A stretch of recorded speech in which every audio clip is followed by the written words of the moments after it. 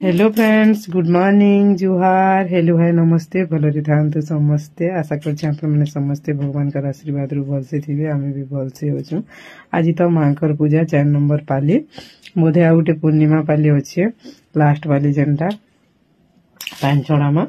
Are गुरुवार तो गुरुवार है, मक्सिर मासर गुरुवार। हम तो पाली के महीने देखें 4 पाली 5 पाली के जिते पाली हेले भी भल थिले करो।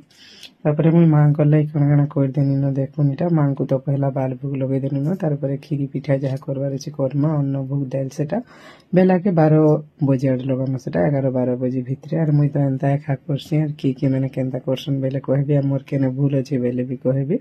ठीक अछि, देखुन मुई माँ को कण कण भोग लगे देनी न जी। मुई माँ को तो पहला बाल भोग लगे देनी न फलमूल करी। और तारपरे जो याचिन करमा माँ को लगे अन्न भोग रेडी, खीरी पिठा पूरा जहा करवार अछि करमा। माँ पहला बाल भोग खाऊ तो जेनता की टिफिन दिया है एटा।